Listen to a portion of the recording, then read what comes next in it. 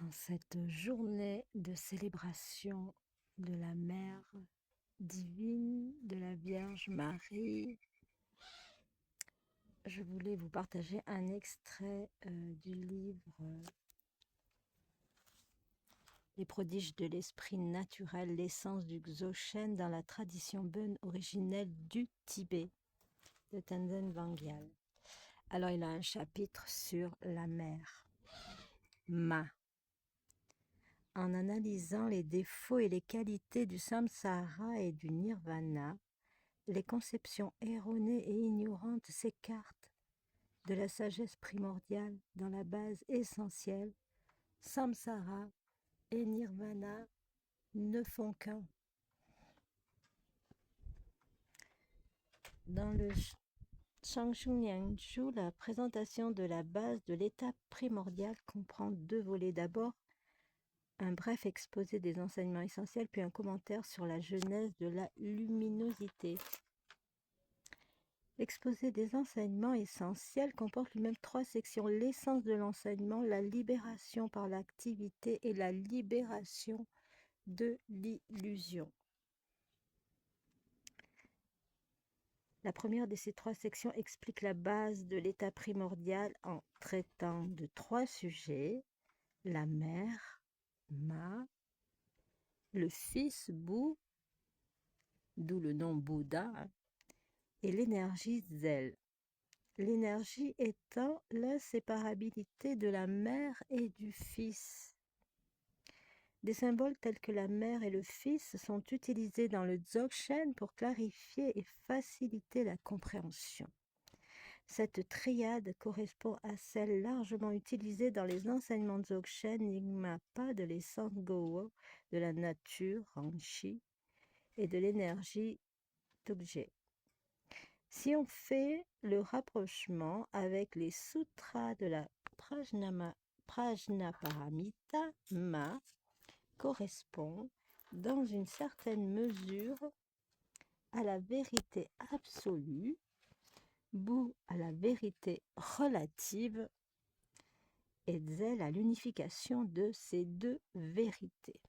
Nous avons là une trinité, la mère, le fils et leur union.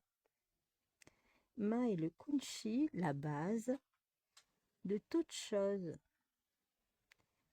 Comme le kunchi, Ma est un symbole de la vacuité de l'état naturel. Elle est expérimentée par l'individu comme l'essence non née de l'esprit. Bu est la clarté, Rigpa, de l'état naturel. Elle est expérimentée par l'individu comme la sagesse non obscurcie, la présence spontanée, lumineuse de l'esprit. L'espace vide du kunchi est obscur. La lumière clarifiante de Rigpa, c'est la présence spontanée lumineuse qui émerge de cette vacuité. Donc, ce Rigpa lumineux qui s'élève dans la vacuité de l'état primordial est le fils de la mère espace kunchi. Donc, nous, en tant qu'individus, nous pouvons expérimenter cet état naturel comme la sagesse non obscurcie par une présence spontanée lumineuse de l'esprit qui va émerger après beaucoup de purification et de méditation. Bon, on va pas faire ça en un week-end, hein. C'est toute une vie. Dans cet espace vide du kunchi est obscur, je disais, l'espace reste vide, mais il est lumineux. Il n'y a plus d'obscurité. Ce Rigpa lumineux qui s'élève dans la vacuité de l'état primordial est le fils de la mère espace kunchi. Ainsi dit-on de kunchi et de Rigpa qu'ils sont comme la mère et le fils inséparables. Ça vous rappelle pas une religion qui s'appelle la chrétienté? La Trinité, la mère, le fils et leur union. Dans l'état primordial, la vacuité et la clarté sont inséparables. Dans l'état primordial, la vacuité est non obscurcie. Dans l'état primordial, la vacuité et la clarté est vacuité. La vacuité est clarté, la clarté est vacuité. Nous ne pouvons pas dire que la vacuité est une chose et la clarté une autre, car en fait, elles sont une seule et même chose. Voilà. Donc, je vais vous continuer la lecture avec les qualités et les aspects de l'espace. Cet espace qui est la vacuité, hein, vierge. Alors, on va dire, on utilise cette analogie avec la mer parce que tous les phénomènes de l'existence jaillissent de la nature du Kunchi, s'y exprime et s'y libère. La mer est la base fondamentale de l'intégralité du samsara et du nirvana. Au niveau absolu, elle est bodhicitta, bonté totale, aimante. Mais on l'appelle encore espace de la nature des phénomènes car elle a les 9 qualités de l'espace. Elle est sans limite, elle est omnipénétrante, elle est illimitée dans son extension, elle est sans haut ni bas, elle est incommensurable, elle est incompressible, c'est une grande immensité. Elle est inépuisable, immuable. On peut également expliquer ces 9 qualités comme les aspects de 3 sortes d'espace ou de vacuité absolue. Alors, je vais vous lire finir par cet extrait pour rendre hommage à cette grande mère, la Sherab-Chama, dans la tradition bouddhiste de Yangdreng-ben, du Ben.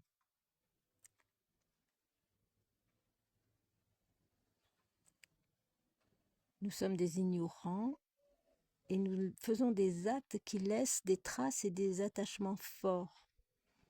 Et c'est pour ça que nous reprenons des naissances sans arrêt. Donc en purifiant ces empreintes, l'aversion, pratiquer la voie des antidotes, par exemple la patience si on est souvent en colère, et avoir la vue des inconvénients de l'aversion pour s'auto-libérer en ne suivant plus les pensées. Ça, c'est le Dzogchen. Et la mère, Chama, est la mère de tous les Bouddhas. Et elle permet d'accéder à ceux qui la suivent à l'éveil. L'éveil, c'est la pensée d'éveil, c'est la pensée pure, la pensée toute spontanée de compassion. Elle permet donc d'accéder à ceux qui la suivent à l'éveil et on obtient à ce moment-là les différentes terres et chemins et on accède encore plus ou moins rapidement à l'éveil. Et tous les êtres, vous entendez bien, tous les êtres sont son enfant unique. Chaque être est pris individuellement par Sherab-Chama comme une mère pour son enfant unique. Voilà.